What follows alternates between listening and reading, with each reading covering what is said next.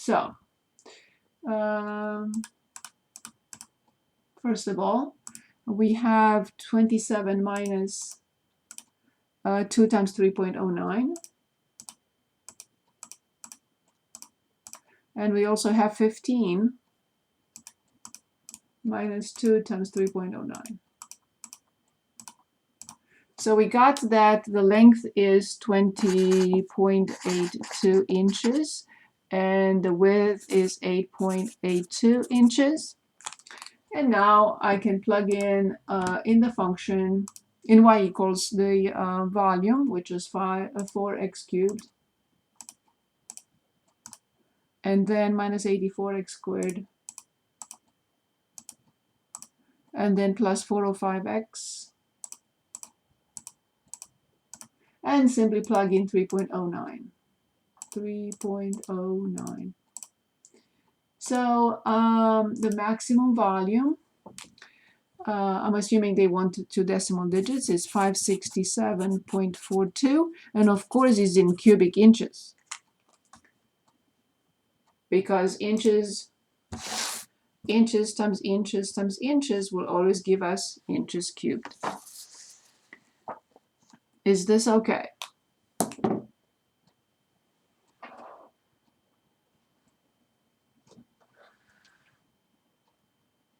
Is this okay? Any questions?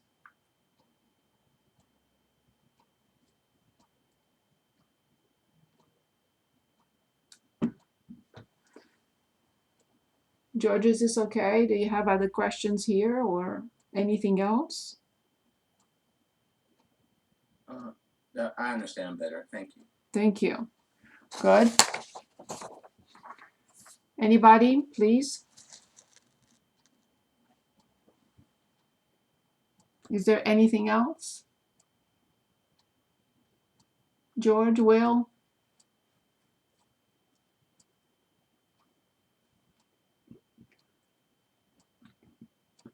Anybody? Okay. So will you allow me to go back then to chapter 4? If you remember anything, I can stop at any time. But you know me, I don't like to waste time. I like to continue because we still have a lot of work to do. If it's possible, I mean, the last test you kind of did it. You kind of just went through on a piece of paper and just like wrote down kind of all of the important subject topics that we need to know for the test. Would you mind just doing that one more time? I think you did it in the last class, so I can go back and I can look it up. Yeah. But if it's not too much trouble. No, not at all. I mean, I can go back and take a look.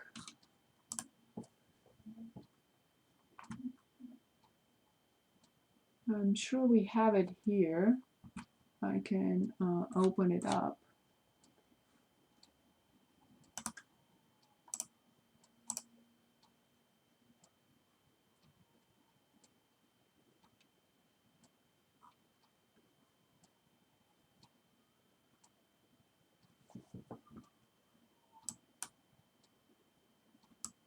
Still going around in circles. Okay, so for test 2, and also remember we have you have at the very bottom here another 10 semesters that you can review for test 2 with, and test 1 and for a final exam and everything. So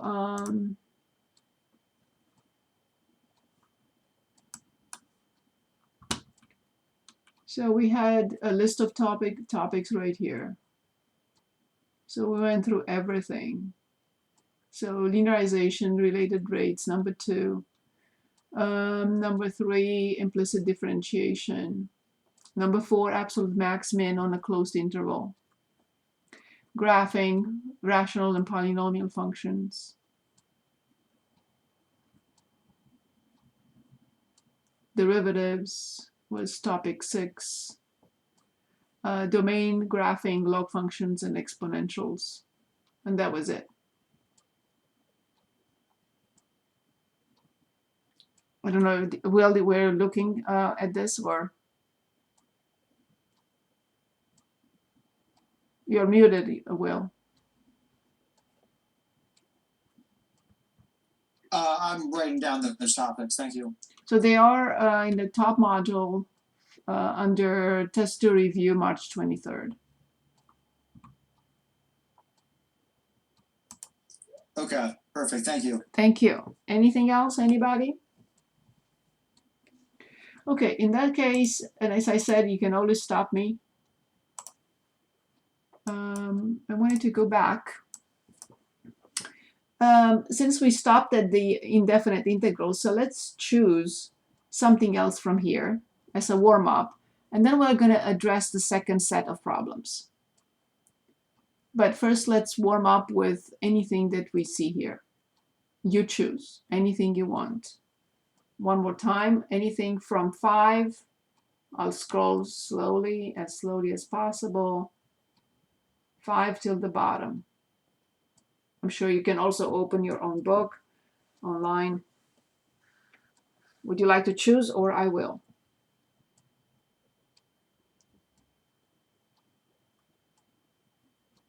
I know you didn't get the chance to review this, but I'd like to continue. So you want to choose, or I will? Can we do 46? Yes. So let's take a look at 46. In 46, we have the integral, the indefinite integral, the square root of x plus 6, everything squared, dx. Perfect. So, of course, we should square, and I know everybody remembers that when we square a binomial, we will get how many terms? Anybody? When we square a binomial, we get? 3. Yes, thank you very much. The first term squared is just x, plus 2 times the first times the second is 12, the square root of x, plus the second term squared, which is 36. There is no integral without d something, the variable in the problem. So please do not write the integral without dx. If the variable is z, the integral with dz. If the variable is a, the integral with dA. Okay, so now which function prime is x? Remember, we raise the power by 1 and we divide by that resulting number. Plus 12. Now this has to be changed into x to 1/2. We're not differentiating, we're going backwards. So then we have x to 1/2 plus 1 divided by that number. And then plus, which function prime is 36? Well, it's 36x plus a constant c. Again, what did just happen? If I differentiate this, I have to get this number, this expression, which is x. If I differentiate this, which is not simplified yet, I have to get 12 the square root of x. When I differentiate 36x, I have to get 36. And when I differentiate c, I have to get 0, and I do. So now to clean this up, this is x squared over 2 plus 12 times. When we add these two, we get 3/2. But also the denominator is 3/2. I will have to flip it in a minute. Plus 36x plus a constant c. Is this okay so far?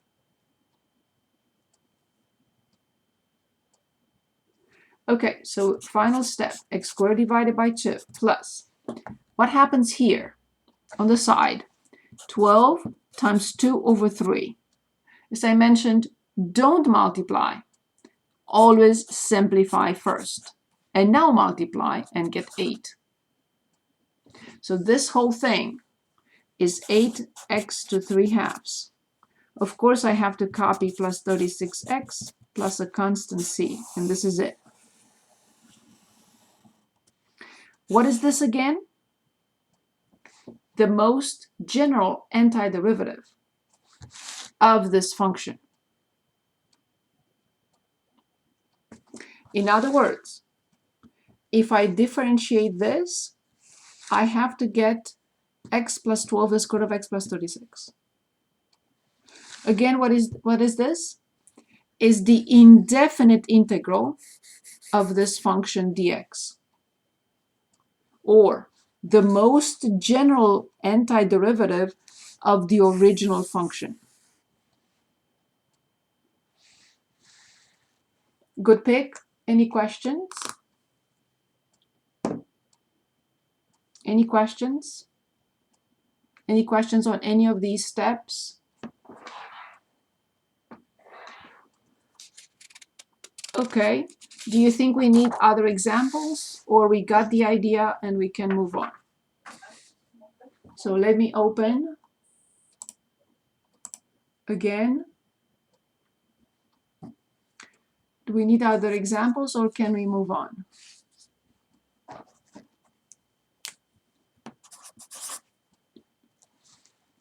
Can we do one of the ones with fractional there? Yes. 37. Yes.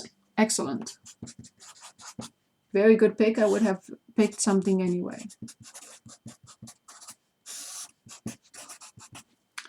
This is a very important discussion about this problem. See, this is the function we want to find the most general antiderivative. So we want to find this function that we differentiate to get this. But if you remember a long time ago, we talked about any function that is divided by one term. One term. Whatever it is, if I have only one term in the denominator, I can separate this whole thing into multiple fractions. And of course I will do it. Only because the denominator is one term. Do not erase anything, do not add anything. But if I have this situation, in other words, a denominator of x plus 3, even if I separate, I will not be able to simplify. Okay? But every time I have a denominator that has only one term, I can separate the fraction into 3 fractions, in this case, because the numerator has 3 terms. If it had 5 terms, I would have separated into 5 fractions, and so on and so forth. And simplify each fraction by itself. So the function, which is 4x squared minus 8x plus 3 divided by x, because it has 3 terms in the numerator, it can be separated into 3 fractions. And now I'm allowed to simplify, because see here, this will be a terrible mistake. Terrible mistake to do this. We are not allowed to do this. We're not allowed to simplify anything else but factors. And you can say, but this is a factor. Yes, it is a factor in this term, but these are 3 terms. You cannot simplify factors with terms. So that will be a terrible mistake. So that's why the only chance we have is to simplify this function is to separate it into, in this case, 3 fractions. So I separate it into 3 fractions, and now I can simplify because I'm allowed to simplify, and I have to simplify factors. So when I simplify here, I get 4x. When I simplify here, negative 8. And here I cannot. And 3 over x has to stay. But now this thing, jump over every explanation or all the explanations from here and rewrite it as the integral, the indefinite integral from 4x minus 8 plus 3 over x dx, which is way more human than what I had initially. So now, 4, which function prime is x? I raise the power and I divide by the result. Minus 8x plus 3. Which function prime is 1 over x? 3 is outside. It's a factor, it's in front. I need a function whose derivative is 1 over x, and of course, plus a constant c. But first I have to identify the function whose derivative is 1 over x. And there is only one function whose derivative is 1 over x.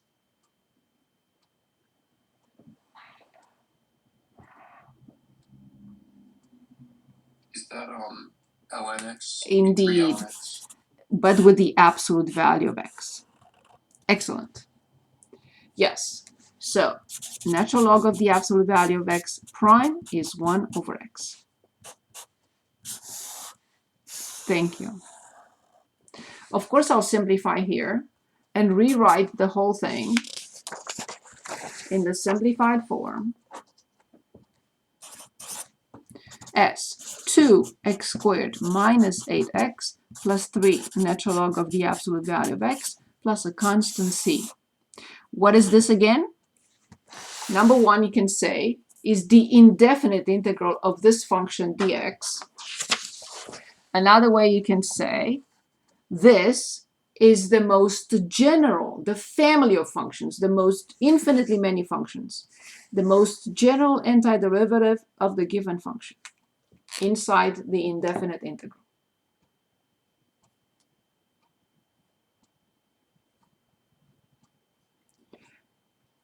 Any questions?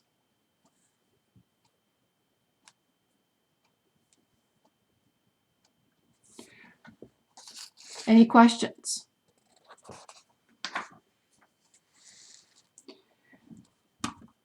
Unless you want to choose something else, I'd like to move on to this set, but I like to work on at least one of these problems with e to the x. E to the x, e to 3x, e to 4x, so on and so forth. Just to make sure this is clear as well.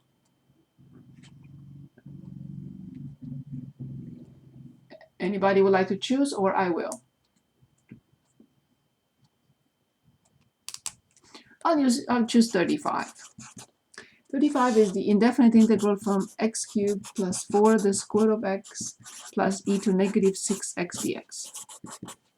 I want to analyze something before we continue with this problem. Let me see the time here. Okay, that's fine. Good. So if we have e to, let's say, 4x prime, I have e to 4x times the inner function prime. But if I have the integral from e to 4x dx, I have e to 4x over 4 plus a constant c. Because of this reason. Because of this 4 here. Same thing. So, when I differentiate, I have e to 4x times the inner function prime, which is 4, and I will simplify these two, and I get back the function. So, as an example, please understand what's happening here. So, if I want to differentiate e to 4x, I write e to 4x times the inner function prime, which is 4. Now, when we try to find the most general antiderivative, or the indefinite integral from e to 4x dx, we just have to remember that we have to divide because by that number, because when we differentiate this, we get the extra 4 and we simplify it. And when we differentiate c, we get 0. So, therefore, I'm going to jump over here. Now, which function prime is x cubed?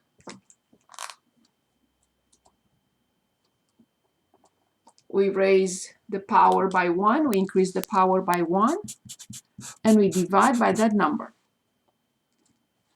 Plus 4. Now we know how to handle this, because this is x to 1/2. So it's x to 1/2 plus 1 over 1/2 plus 1. Finally, I got to 6 to negative 6x, and then, of course, plus c. Can anyone tell us, based on what you see here, what should I write for the indefinite integral of e to negative 6x? I gave you the example with 4x. How would you work it out and write the answer for negative 6x?